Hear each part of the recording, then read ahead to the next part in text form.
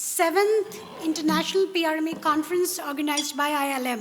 Over these 2 days, as part of ILM's commitment to the PRME, we have had 6 sessions, over 64 teams participating at the carnival, over 30 speakers of national and international repute, and discussions and deliberations over sustainability and innovations. It is only befitting that we close this conference with our finale session on awarding the women entrepreneurs. May I request Dr. Bhaskar Chatterjee to please come up on stage.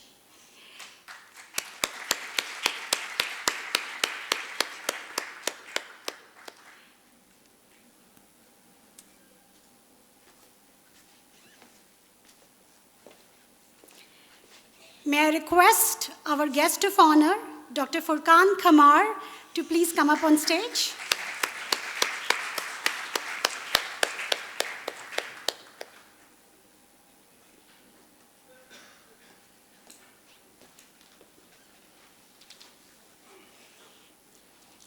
May I request our chief guest, Mr. Mame Omar Diop, to please come up on stage.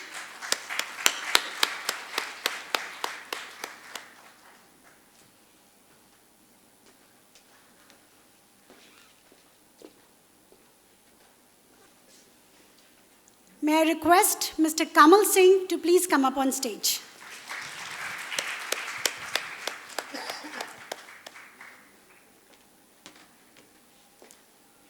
Thank you.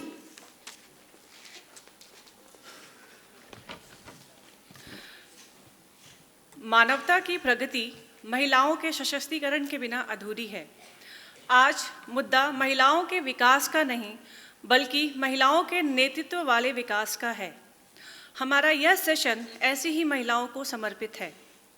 2013 में FICCI की महिला संगठन की वार्षिक बैठक में माननीय प्रधानमंत्री श्री नरेंद्र मोदी जी के संबोधन ने तत्कालीन अध्यक्षा श्रीमती मालविका राय जी को विभिन्न राज्यों, संस्कृतियों और आर्थिक स्तर की उद्यमी महिलाओं को उनकी उपलब्धियों को दर्शाने व सम्मानित करने के लिए प्रेरित किया और उन्होंने 2019 में इस सम्मान की शुरुआत की।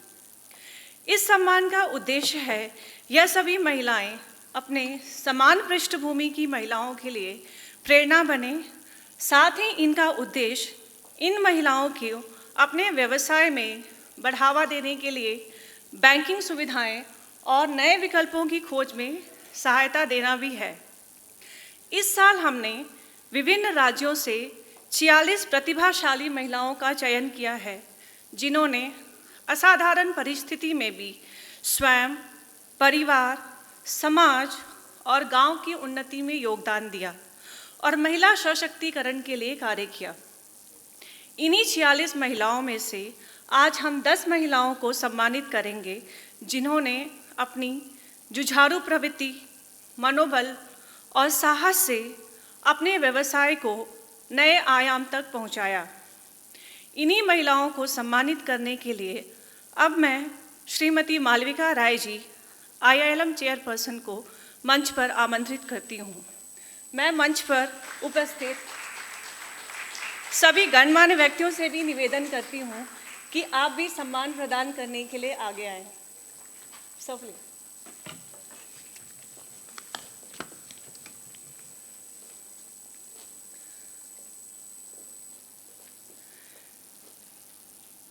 श्रीमती कुसुमलता गंगवार।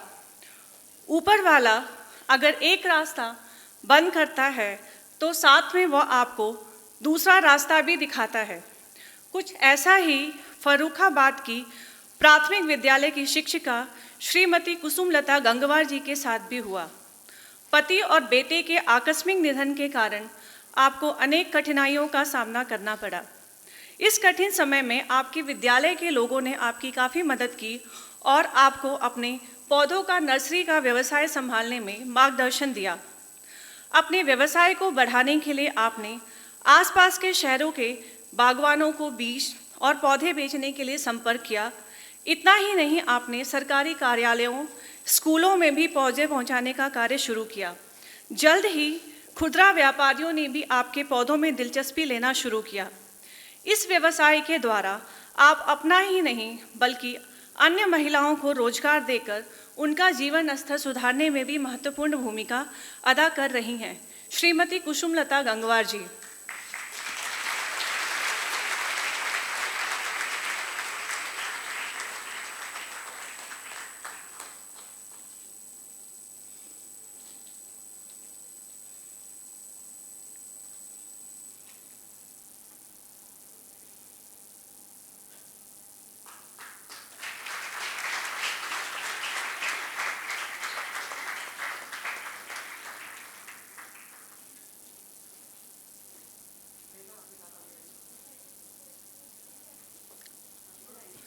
मैडम,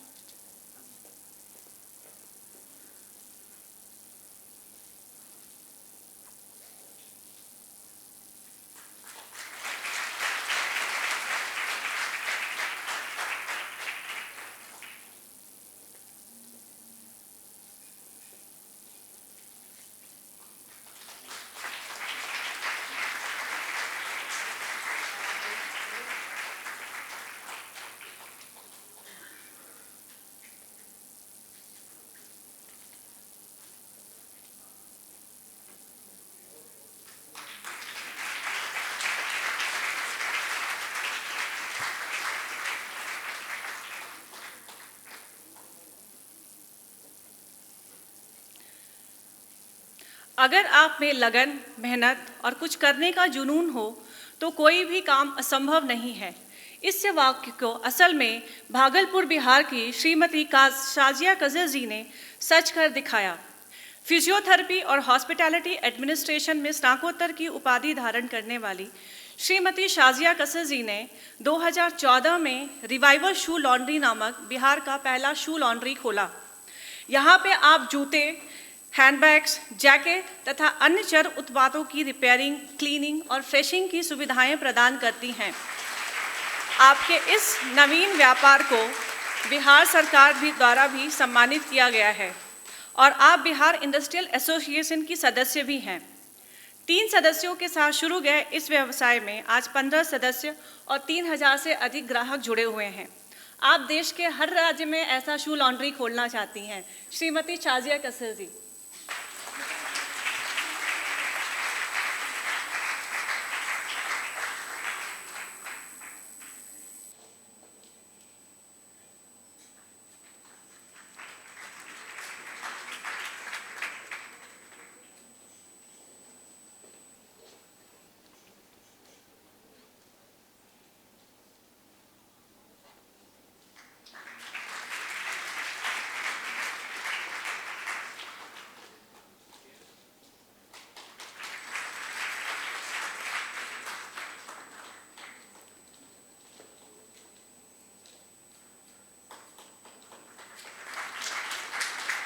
कहते हैं दुर्घटनाएं लोगों को बदल देती हैं। कुछ ऐसा ही शबनम खातून जी के साथ भी हुआ जिसने उनका जीवन बदल दिया। बिहार के जहानाबाद से हरियाणा के गुरुग्राम तक का सफ़र आपके लिए मुश्किलों भरा रहा। पति का एक्सीडेंट होने के बाद आपको एम्स आना पड़ा और चिकित्सा का खर्च निकालने के लिए आपने एम्स में ही भर्ती मरीजों के कपड़े सिलने का कार्य शुरू किया, किंतु इससे आपको पर्याप्त आर्थिक मदद नहीं मिली। इसलिए 2002 में आपने व्यावसायिक प्रशिक्षण लेकर अपना खुद का रोजगार प्राप्त किया। श्रीमती शबनम खातून जी।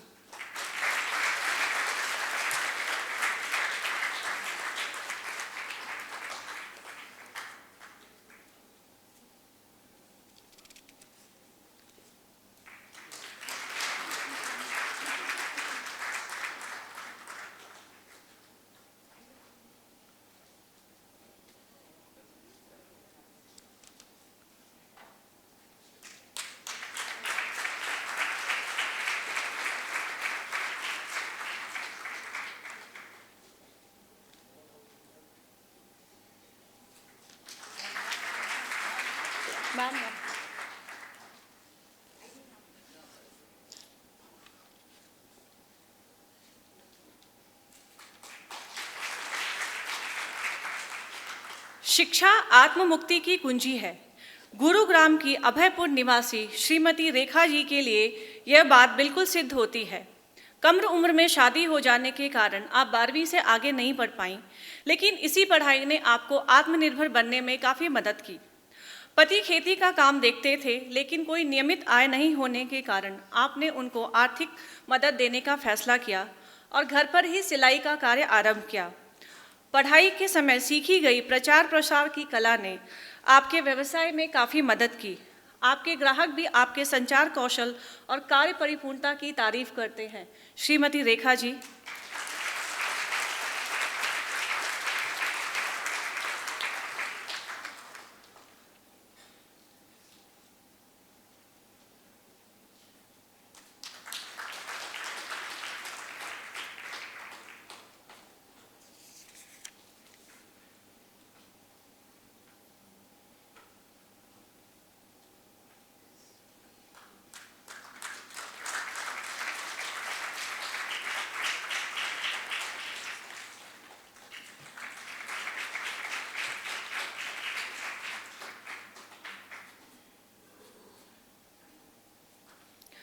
गुरुग्राम की मुकेश उन लड़कियों के लिए प्रेरणा का स्रोत हैं जो जीवन में कुछ करना चाहती हैं।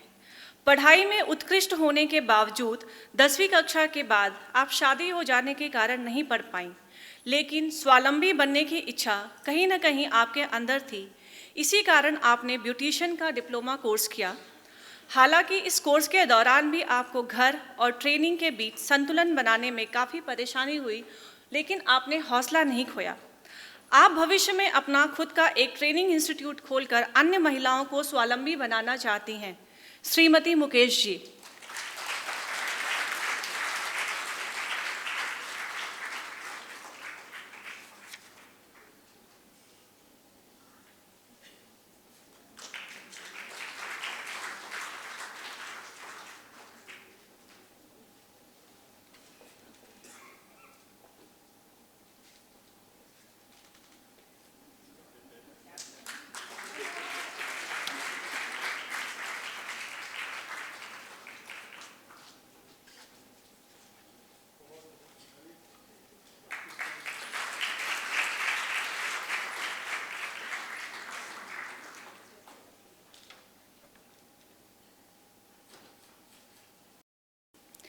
निज़ामपुर मल्हौर की शिफा जी ने मिट्टी के बर्तन बनाने के अपने पारिवारिक व्यवसाय को आगे बढ़ाया। औपचारिक शिक्षा की कमी भी आपको अपने इस व्यवसाय को आगे बढ़ाने से नहीं रोक पाई। मौसमी चढ़ाव उतराव से ग्रस्त और त्योहारों पर निर्भर इस व्यवसाय में आपको अनेक चुनौतियों का सामना करना पड़ता है। कच्चे माल की उपलब्धता और अस्थायी दुकान भी आपके हौसले कमजोर नहीं कर पाती। श्रीमती शिफा जी।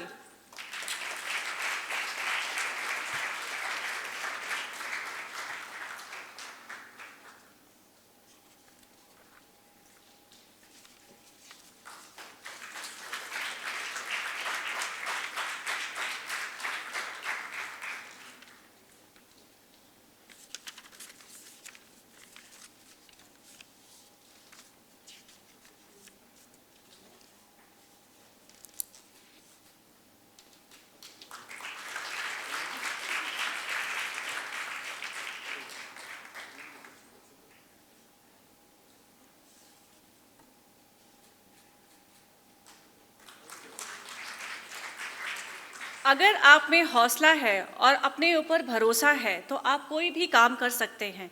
इतना ही नहीं, आप समाज के नज़रिए को भी बदल सकते हैं। ये लाइनें चंदौली की नदी निधोरा गांव की निवासी श्रीमती विभा पांडे जी के लिए एकदम उपयुक्त हैं।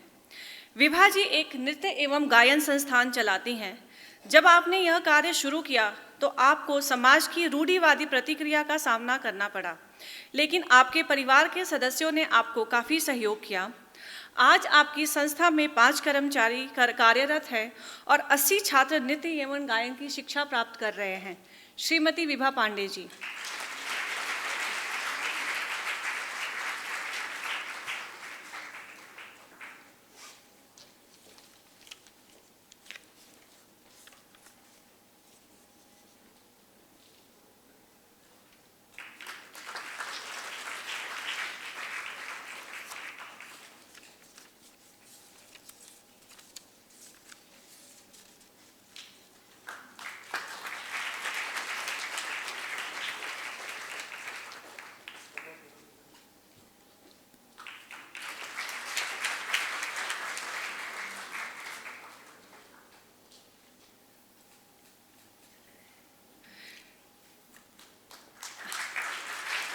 महिला सदस्य नीतू शर्मा जी, शीतल जी और कमलेश जी किसी कारणवश उपस्थित नहीं हो पाई।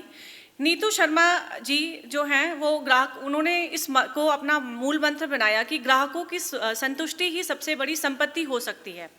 वो कन्नौज की रहने वाली है और उन्होंने 1995 में अपना सिलाई का व्यवसाय शुरू किया। इस रोजगार को शुरू करने की प्रेरणा उनको उनकी माता जी से मिली। व्यवसाय के शुरुआती चरण में आपको कई चुनौतियों का सामना करना पड़ा। काम और पारिवारिक जीवन के बीच में संतुलन बनाए रखना, व्यवसाय की आपूर्ति के लिए खरीद करना, इनमें से कुछ थे। परिवार की आर्थिक मदद करने की प्रेरणा से शुरू हुआ यह व्यवसाय आज कई महिलाओं को प्रशिक्षण देकर जीवन में आगे बढ़ने की प्रेरणा दे रहा है। श्रीमती शीतल जी गार्डन पॉट्स और डेकोरेटिव पीस हमेशा से उच्च वर्ग द्वारा घरों में शोपीस के रूप में प्रयोग किए जाते हैं और कई अवसरों पर हम इनको उपहार के स्वरूप भी इस्तेमाल करते हैं। चित्तौड़गढ़ की रहने वाली श्रीमती शीतल जी इन्हीं वस्तुओं का व्यवसाय करती हैं। चित्तौड़गढ़ से लेकर गुरुग्राम तक की सड़कों का सफ़र उनका काफ़ी मुश्किल रहा और ये अन्य लोगों के लिए प्रेरणा का स्रोत है कि अगर आपको अपनी कला पर भरोसा है तो आप जीवन में हर चुनौती का सामना कर सकते हैं। कमलेश जी की कहानी हमें ये बताती है कि शहरों में ही नहीं बल्कि गाँव में भी महिलाएं उन क्षेत्रों में रोजगार के अवसर आजमा रही हैं जो कभी पुरुष प्रधान था। साथ में ये भी हमें बताती हैं कि अगर व्यक्ति एक बार असफल हो जाए तो उसे हार नहीं माननी चाहिए और पुनः प्रयास करना चाहिए। कमलेश जी के उद्यमी बनने की कहानी उनके असफल दूध व्यापार से शुरू होती है, जब उन्होंने मांग की कमी के कारण इस व्यवसाय को बंद करना पड़ा। लेकिन कुछ ही महीनों बाद उन्होंने लकड़ी और लोहे से बनी फर्नीचर बेचने का कार्य शुरू किया। वर्तमान में वो यह व्यवसाय काफ़ी सफलतापूर्वक चला रही हैं। ये सभी 10 महिलाएं इस साल की पुरस्कृत उद्यमी महिलाएं थीं। अब मैं आप सभी से निवेदन करती हूँ कि आप लोग अपना स्थान ग्रहण करें। Nothing better exemplifies ILM's commitment to gender equality and social responsibility than us honoring these 10 women entrepreneurs. This is the second year that ILM has started this initiative, and we all hope that this journey continues for the years to come. I will now invite our guest of honor, Dr. Furqan Qamar, to give the keynote address. Dr. Qamar has been the General Secretary for Association of Indian Universities. Dr. Qamar has an illustrious career and has held the positions of Vice Chancellor of the University of Rajasthan and Central University of Himachal Pradesh. Dr. Qamar is presently Professor of Management at the Center for Management Studies at Jamia Millia Islamia, New Delhi. Dr. Qamar.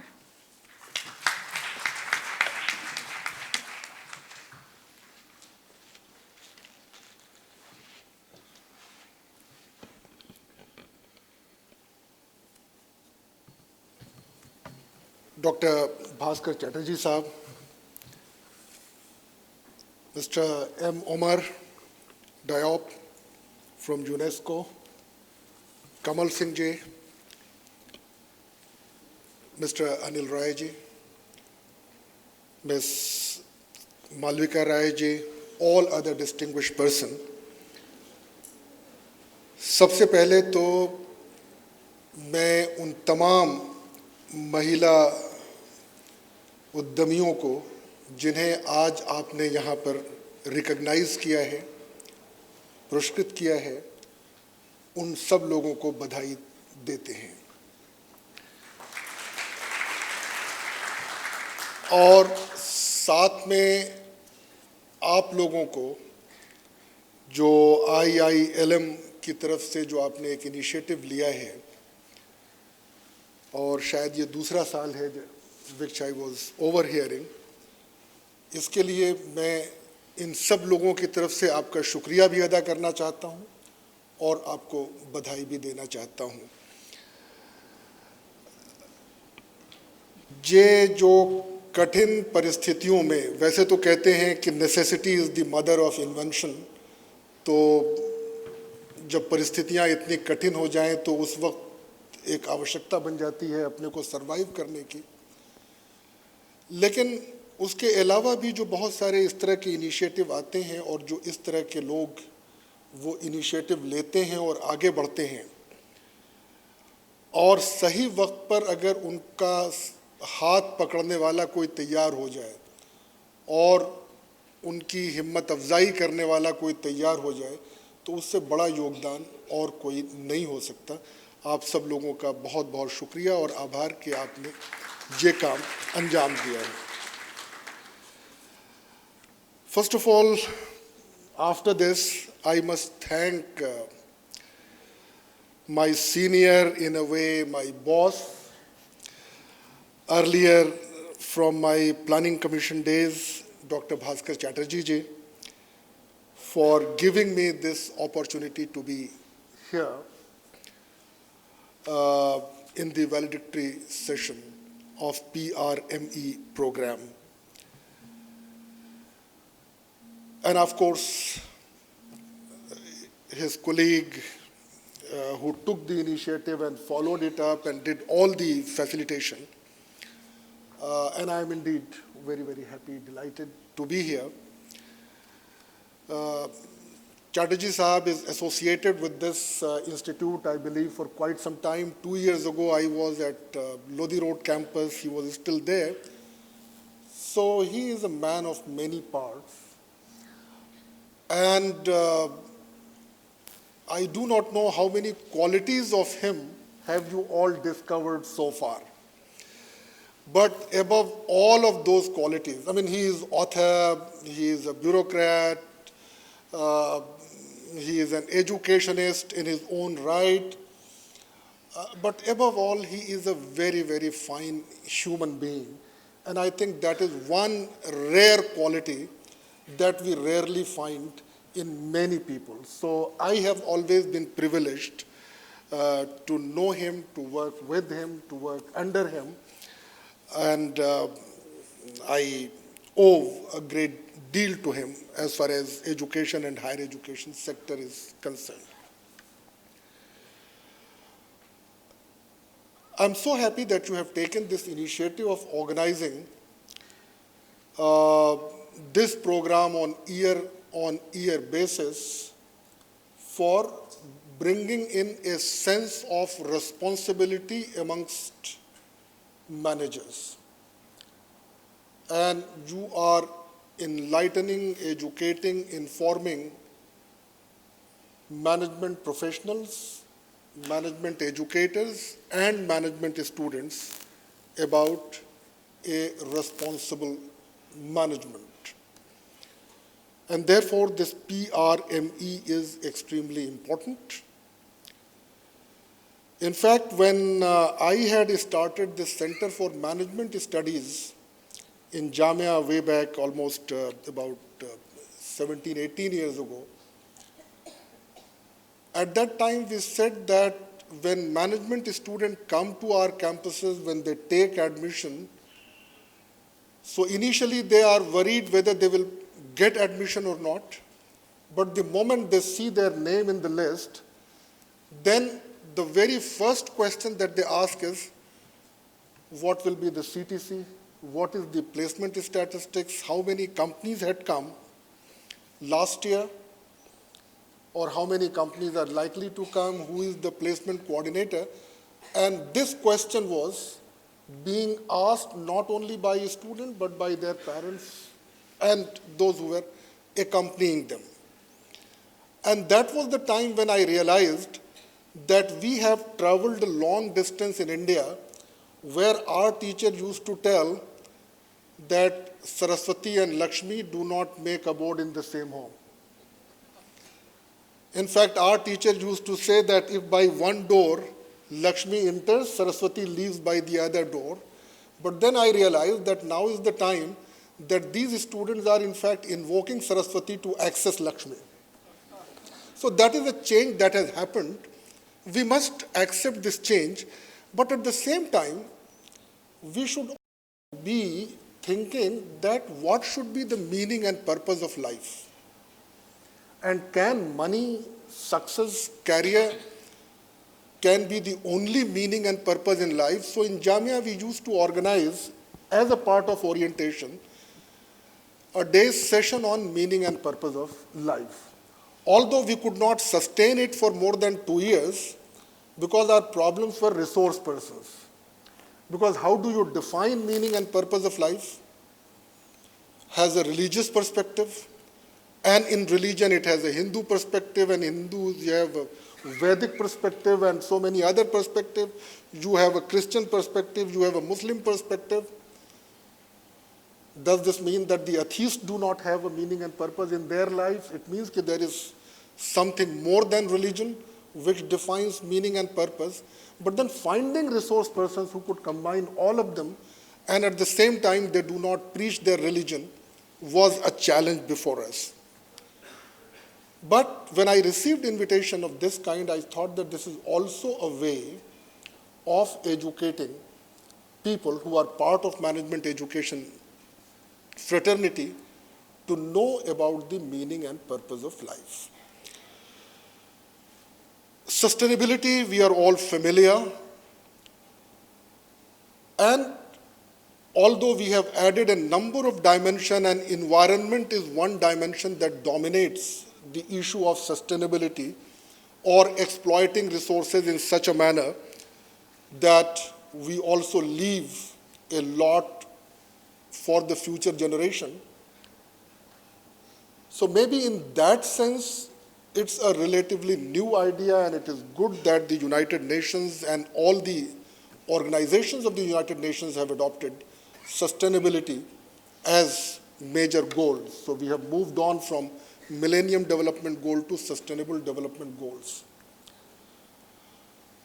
But I could not help also to recall that when I started my undergraduate program in business education, the very first thing that we were taught were that what should be the purpose and objective of business. And the discussion and the debate was profit maximization or wealth maximization.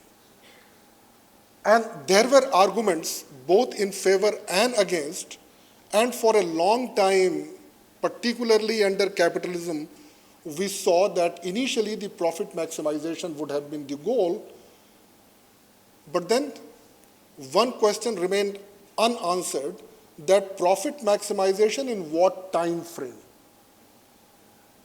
Many CEOs might try to maximize profit in the first year, second year, third year, but what about next? And therefore, the moment you bring in a long-term perspective, you are talking about ability to continue to make profit not only now or tomorrow, but for the longest possible time frame that you can imagine, that you can think of. So I think even in this debate, and once it got settled that it is the wealth maximization or value maximization, that we brought in the element of sustainability. And I think that has to remain the focus.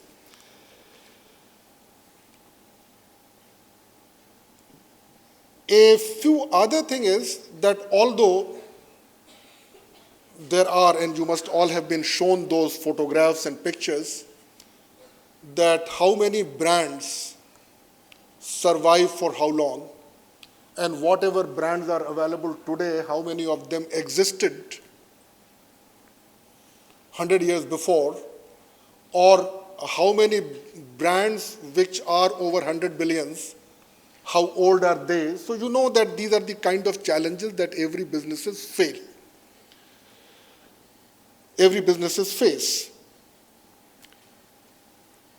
But then increasingly we are seeing that businesses today are challenged by a variety of factors.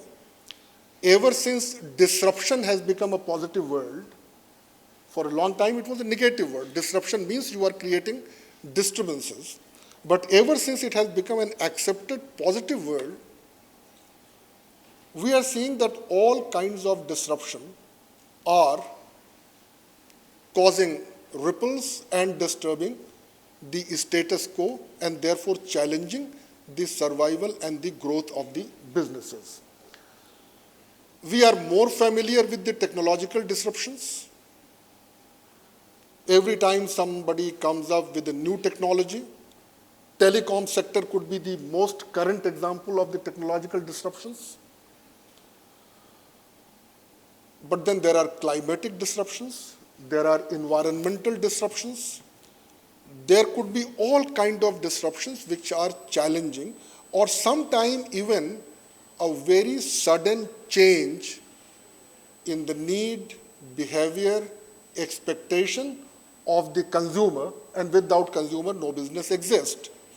And therefore businesses have to be on their toes to keep on inventing, reinventing, improving themselves, and that is where the idea of innovation comes. So you have chosen a very, very appropriate theme of innovation for sustainable business.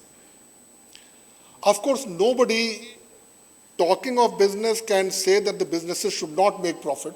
So I'm not talking about this, but I'm talking about this, develop that ability.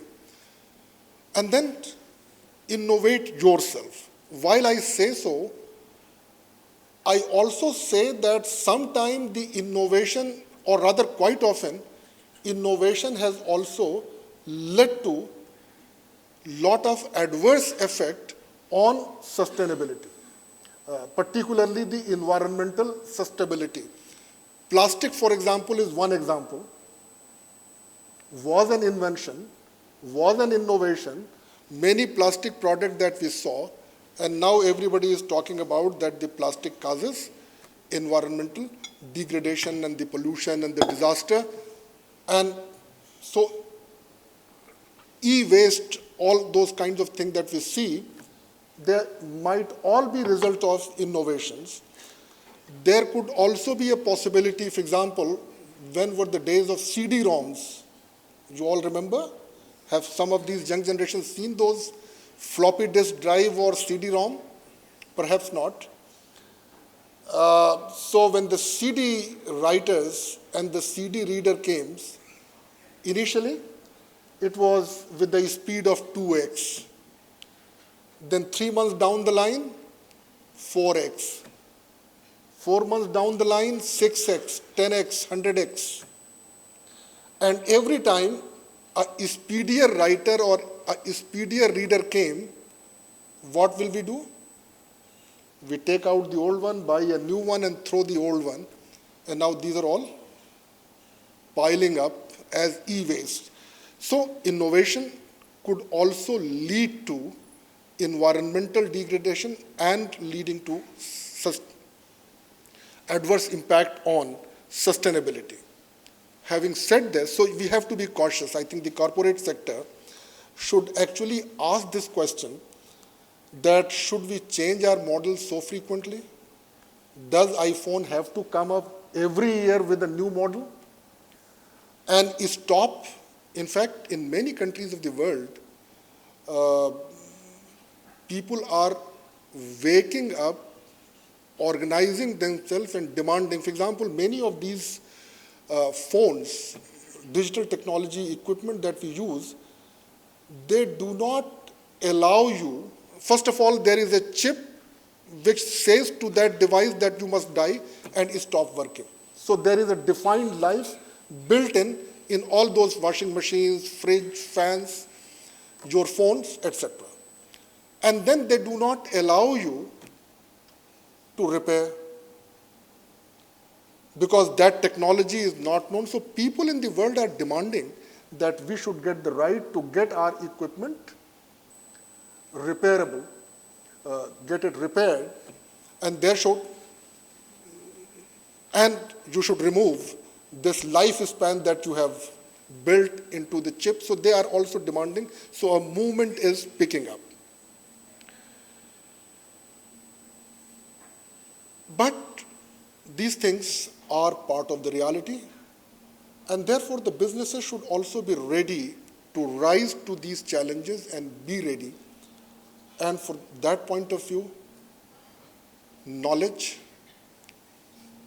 management, and the way people innovate and ability to innovate should be there.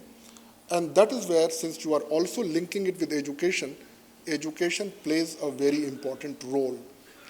less to students and more to my colleague teacher who are sitting here, we face a challenge that what do we do with our students? Should we try to make them more disciplined? Or should we allow them to be creative? These are the two extremes of a continuum. The more you try to discipline, the less creative people become.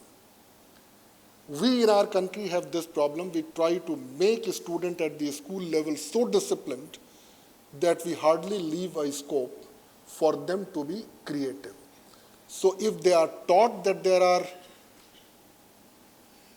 there is only one universe, so they will remember that there is only one universe, and nobody would dare to write in CBSE examination that there could be more than one universes. So if they are taught a definition of the sea and the difference between sea and ocean in one way, they will continue to go on thinking. So I think we need to bring in, change our system, reform our system to provide a scope for creativity so that they also think differently laterally. Because creativity is a condition for innovation.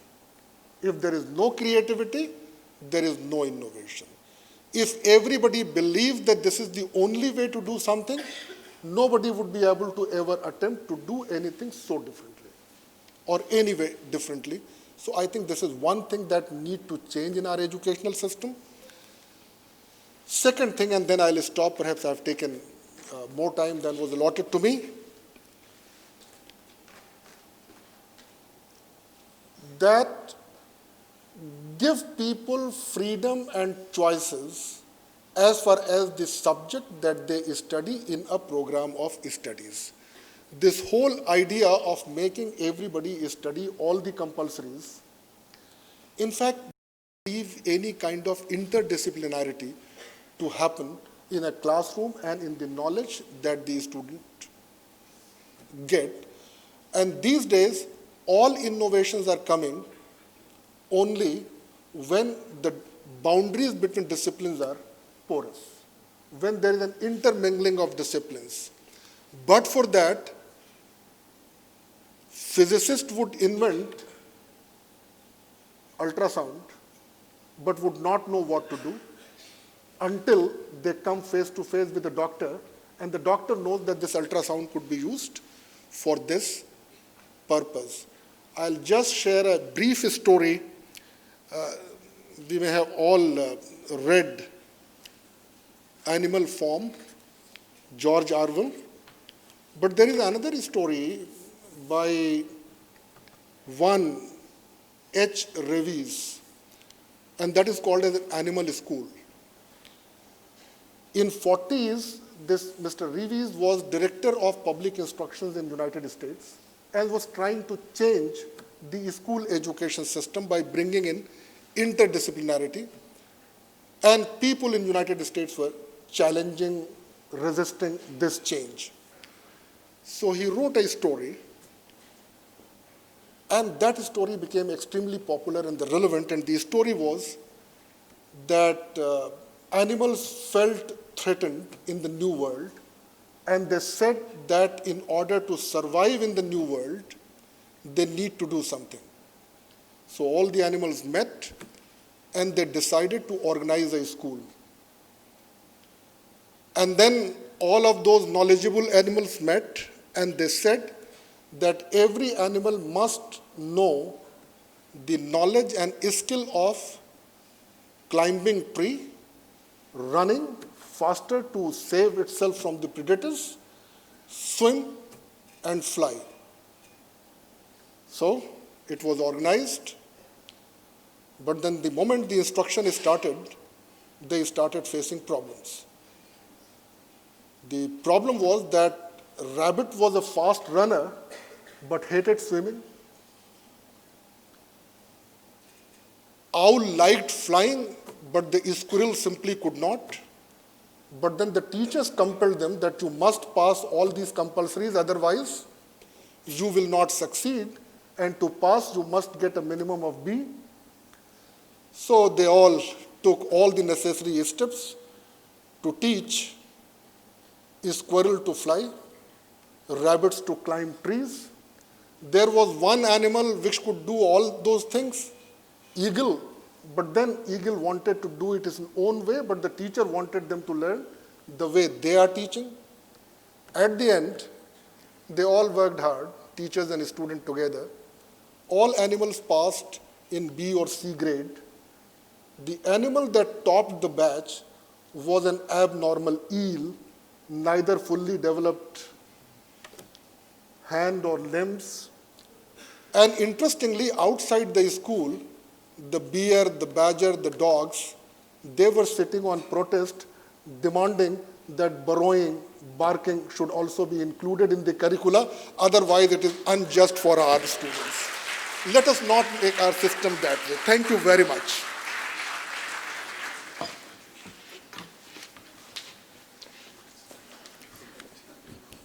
Thank you, Dr. Kamar, for this comical story that you ended your speech with. I will now request our chief guest, Mr. Mame Omar Diop, to deliver the valedictory address. Mr. Mame Omar Diop is currently working as Head and Program Specialist for Education at UNESCO Cluster Office in New Delhi for Bangladesh, Bhutan, India, Maldives, Nepal, and Sri Lanka. Mr. Omar has more than 14 years of experience in supporting education policy and practice in developing countries. He has established and managed the Teacher Development Cluster of the African Union Continental Agenda 2063. Mr. Diop.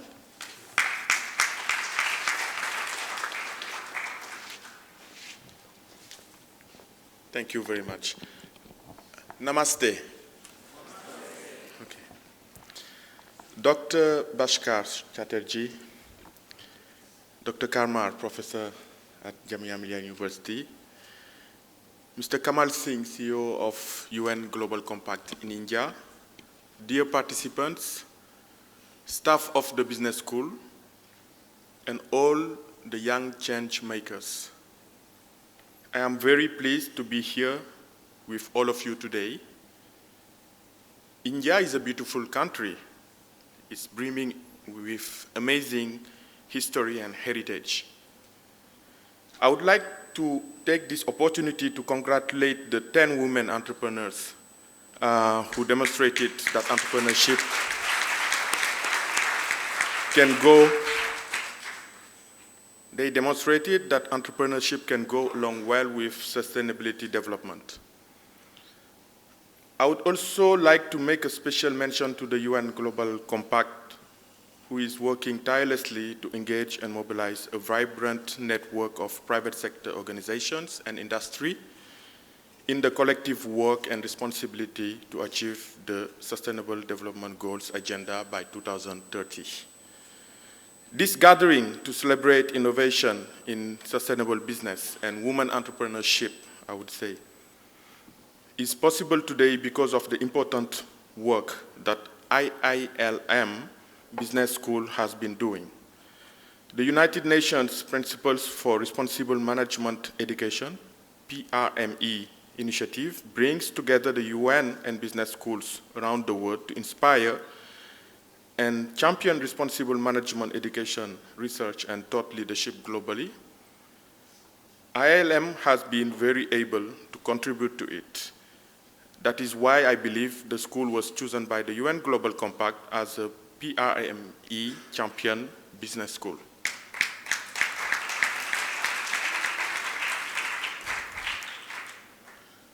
As UNESCO representative and having heard Professor Karmar lecture on innovation and how the trends is ongoing, I will focus my talk today on two important themes, which are very much in the headlines these days.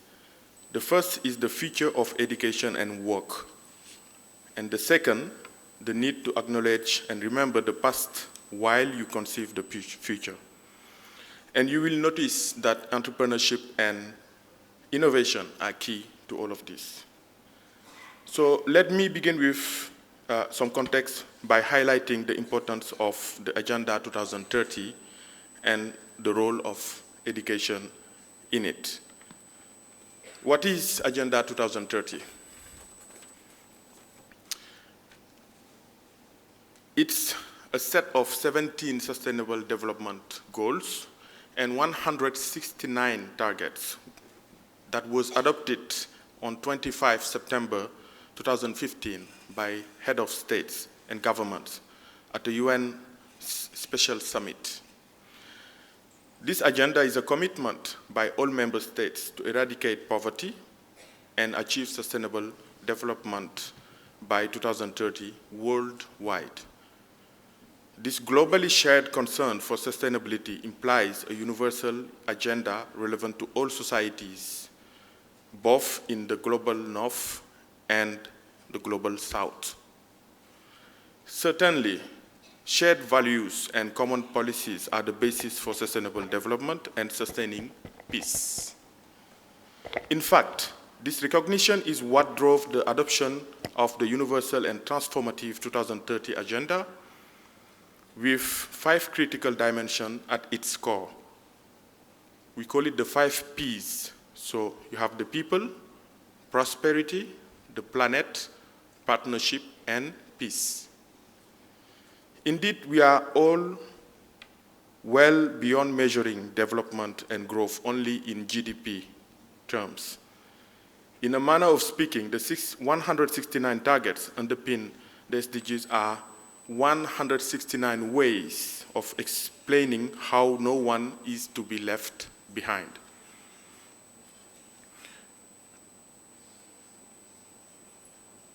Education is explicitly formulated as a standalone goal. Sustainable Development Goal 4. But at the same time, numerous education-related targets and indicators are also contained in other SDGs. Therefore, education is both a goal in itself and a means for attaining all the 16 other goals. Is at the core of the SDGs. If we enable every child and adult to fulfill their learning goals, it can start a virtuous cycle and help address many interconnected problems. For instance, it could help to reduce poverty. And here I would like to tell you, UNESCO has estimated that each extra year of schooling is associated with increased earning of up to 10%. It can help also to reduce maternal death. And here I would like to, because a child which is born to a mother who can read is estimated to be 50% more likely to live beyond the age of 5. What these simple facts tell us is that education is a foundation for development, and therefore progress in education is the lever for making tremendous gains on all other development indicators. We have established that education is the critical way to achieve all the SDGs, but what is the feature of education and learning? Is the relevance, nature, and structure of education the same today compared to what it was 2 or 5 decades ago?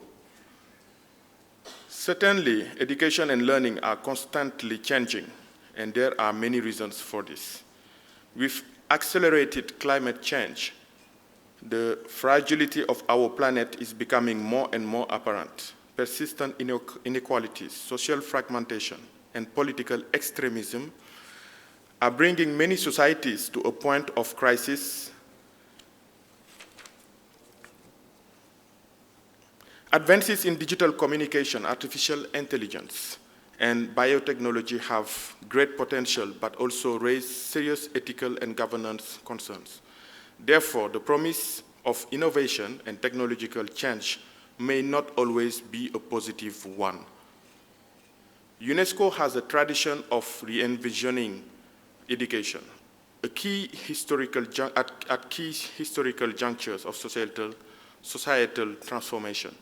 This helps in framing the bigger picture, questions of the type of society we aspire to create, from the perspective of our common humanity and to explore the implication for how we understand and approach education and learning.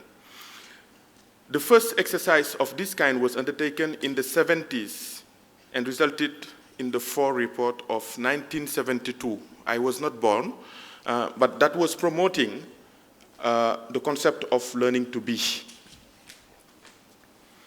The next instance was in the mid-90s when the Delors Commission came out in its report, Learning, the Treasure Within. It was emphasizing a more humanistic approach and integrated approach to the multiple functions of education as a fundamental right and public good. And now, today, under the futures with a S, plural, of education initiative, we are exploring the concept of learning to become, reflecting on a line of philosophical and social thinking that emphasizes potential, rejects determinism, and embraces openness to the new. This ongoing global debate led by UNESCO on how education and learning might need to be retaught in a world of increasing complexity, uncertainty, and precarity is called the Futures of Education initiatives. It is important to note the plural futures, an acknowledgement that many parallel and diverse possible futures may exist. This initiative will rely on a broad, open, consultative process that involves youth, educators, civil society, governments, business, and other stakeholders.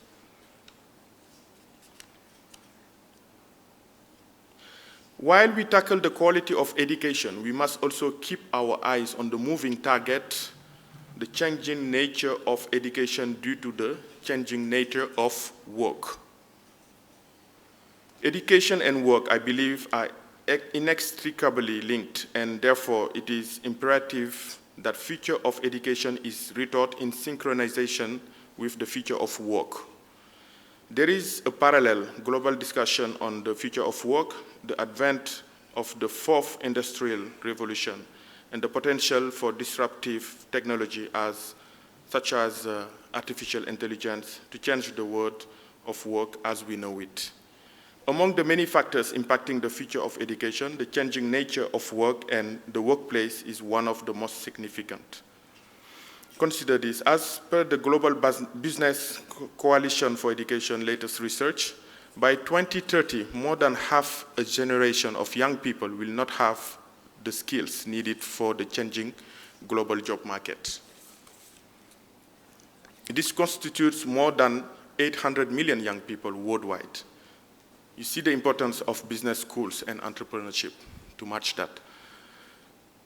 That sits as a daunting backdrop to the fact that nearly 50% of the job for which we are training young people today will actually not exist when they enter the workforce, of course. Future workers will need a broad transferable skill set, fostering creativity, Professor talked about it earlier, critical thinking, and emotional intelligence, coupled with high digital literacy, and their capacity for innovation and entrepreneurship will need to be further developed.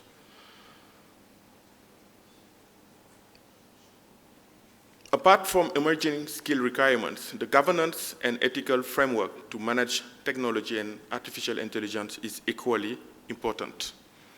Finally, with all the focus on what the future holds, we must recognize that predicting the future is by no means an easy task.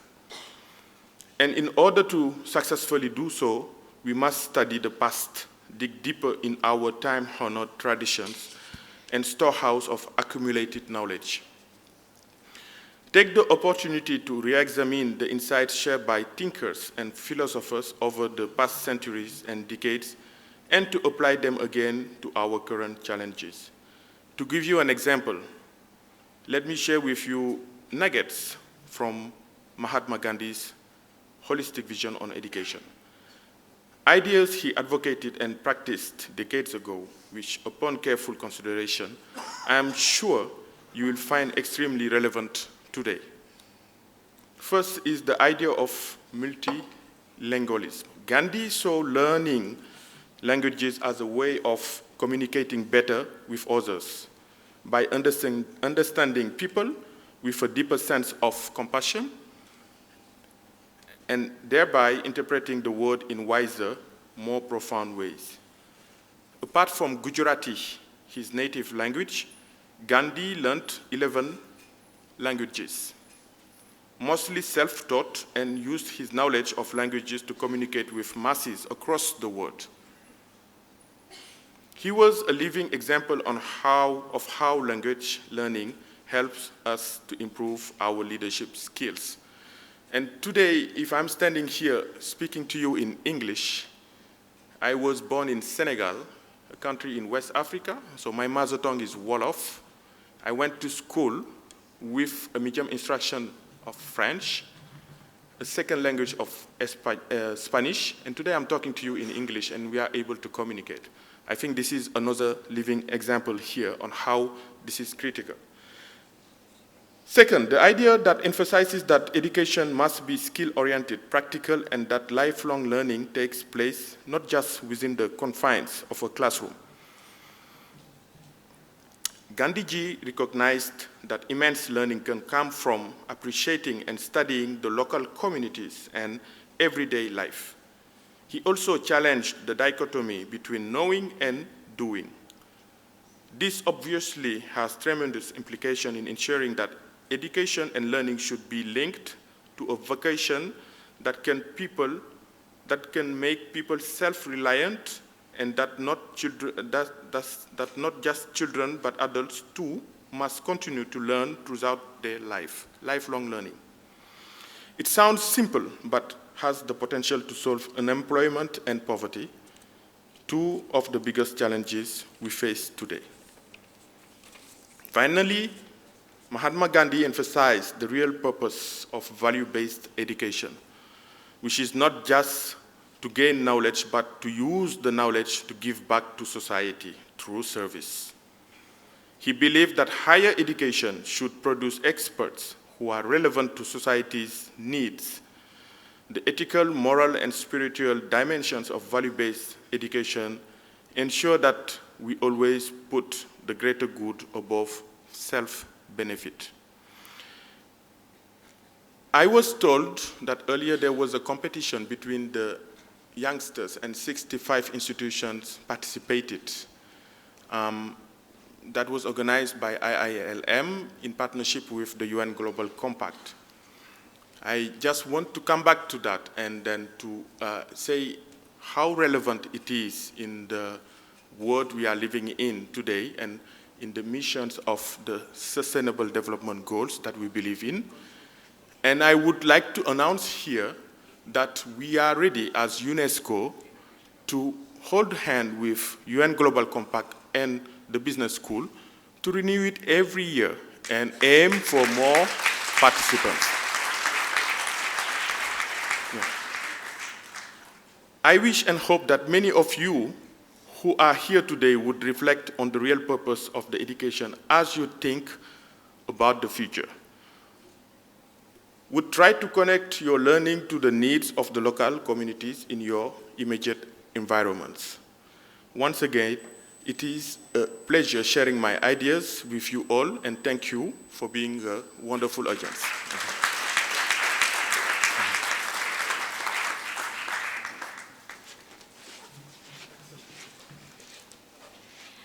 Thank you, Mr. Diop. It was really nice that you brought Gandhiji back into the conversation of education.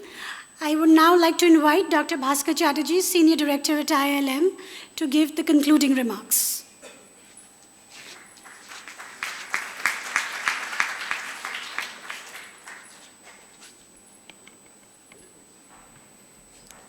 And so we come to the end of another major flagship event, the PRME International Conference, the 7th of its kind, which has been held every successive year by IILM. Congratulations to everyone who was associated with this event, the organizers, students, faculty, teachers, speakers, literally everyone. It's been such a successful and another very, very significant landmark in the way that IILM perceives its way forward. Thank you, Professor Qamar, for your very wonderful speech. I shall remember the animal example for a long, long time. It is really something that had us in splits but left such an indelible message. Thank you. Mr. Job, and I learned that pronunciation from him. It's actually not Diop, but Job. D-I is pronounced J. Your references to our father of the nation, Mahatma Gandhi, were indeed so germane and so relevant to what we do here in this very fine institution. Thank you very much for giving us that way forward. आज के समारोह के असली नायिकाएं यहाँ हमारे सामने बैठी हैं और हम तहे दिल से आप लोगों को बधाई देना चाहते हैं। हमने आपको पुरस्कृत करके धन्य नहीं किया, हम धन्य हैं कि आप यहाँ आए और आपको पुरस्कार देने का मौका आपने हमें सौंपा।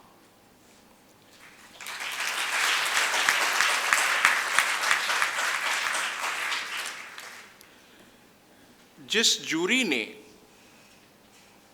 आपको चिन्हित किया, उसके सामने 46 अर्जियां थीं और जैसे हम एक एक अर्जी को पढ़ते गए, हमने देखा कि कितने जीवनों में कितनी चुनौतियां आती हैं और उन चुनौतियों को सामना करने में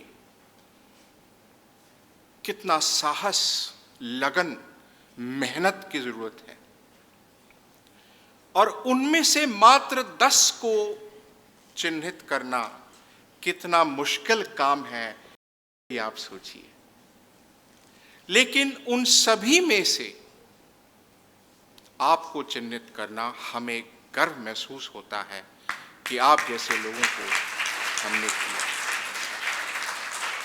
हमारे सामने मालविका मैडम बैठी हैं, उन्हीं का ये सारा श्रेय उन्हीं को जाता है कि उन्होंने इस विषय पे चिंता किया और सोचा कि अगर हम ऐसी महिलाओं को ऐसे मंच पे पुरस्कृत करें तो कितना बढ़ावा मिलता है, कितना प्रोत्साहन मिलता है, कितनी शक्ति मिलती है, क्योंकि वो कठिन समस्याओं की समाप्ति नहीं हुई, आज भी आप उनके साथ लगी हुई हो। और सबसे बड़ी बात तो ये है कि ना सिर्फ अपने जीवन में आपने परिवर्तन लाया, लेकिन आपके साथ जो लोग जुड़े हुए हैं, जो तबका जुड़ा हुआ है, उन सभी के जीवनों में आप परिवर्तन लाए हो और आगे भी लाते जाओगे। IILM परिवार की तरफ से हम उम्मीद रखते हैं कि आगे जो आप कदम बढ़ाओगे, आप ज़रूरन अपने जीवन में सफलता प्राप्त करते रहोगे और उत्तरोत्तर वृद्धि आपके जीवनों में होती रहेगी। ये हमारी शुभकामनाएं हैं।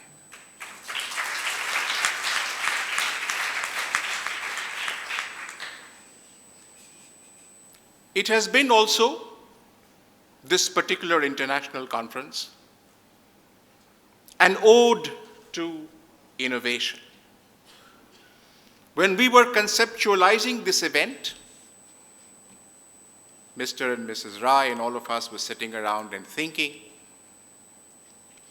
what aspect of sustainability do we look at this year? And it has been our endeavor over all these 7 years to focus on one aspect of sustainability in one particular conference. And this year we chose innovation. And as we moved from the Lodi Road campus to this wonderful, this beautiful, this green campus of Greater Noida, we hit upon the idea that let us see innovation in practice. Can we devise a system where we tap, and as you rightly said, creativity and innovation, which sometimes comes out, discipline destroys. But how do we foster? How do we encourage? How do we bring out the creativity in the youth? By actually having live demonstrations of creative ideas. And as I saw the jury moving around from stall to stall to stall today, I could see how impressed they were at one level, but how difficult it was to make that choice. And this young boy of 16, who took the big check today, a check he will remember for the rest of his life, I asked him, "What are you working on?" And what he said was, "I would like to imbibe one spirit in the human being, that is, talk less, listen more." And his invention, therefore, is remarkable in itself, because it is a device that you put in your mouth, therefore you cease to talk, but enables you to hear through the mouth rather than through the ear. Think, what kind of creativity is that? Where does the human mind begin to even think? Not just disruption, perhaps even beyond disruption. And then I said to him, "Is this the only idea that you are working on?" And he very humbly said, "No, sir. This is only one of my 3 main ideas." And I said, "Which one other idea are you really focused on?" And he says to me, "Sir, I've kept it away from me now, but I will take it up again after a year or 2.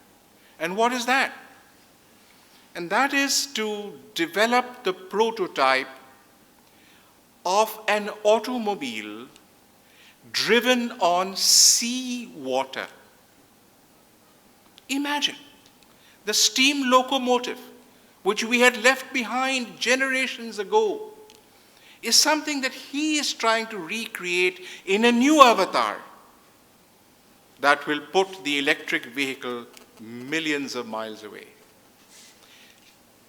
This is the kind of young talent, of breakaway, not just out of the box, breakaway ideas that will change the way humans think, humans live, and humans go from generation to generation. So thank you to IILM. Thank you to the leadership of IILM for putting this together year after year, innovating each year to put new ideas together, and making this really the flagship event. Thank you to every one of you.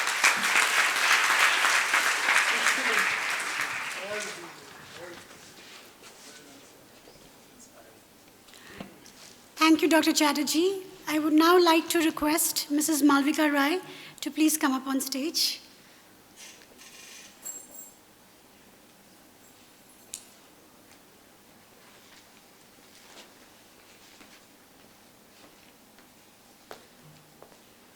मैं सभी महिलाओं से भी request करती हूँ कि आप भी स्टेज पर आए ग्रुप फोटोग्राफ के लिए, please.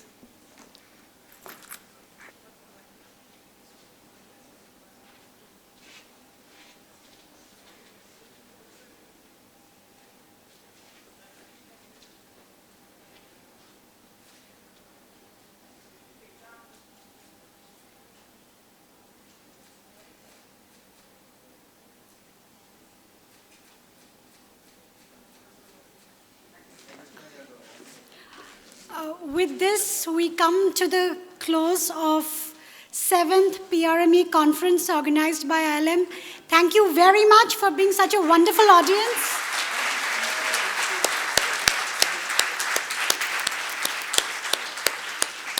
been a great experience working with all of you, and we hope to see you next year, February 2021.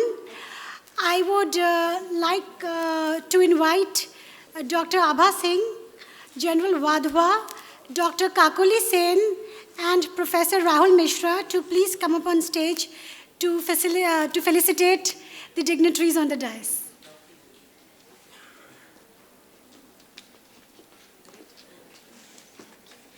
And Dr. Kakuli Sen to Mr. Kamal Singh.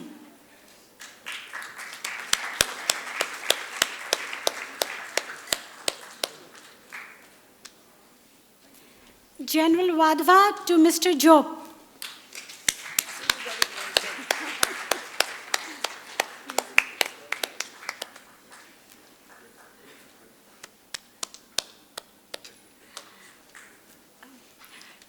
Dr. Abha Singh to Mr. Kamar.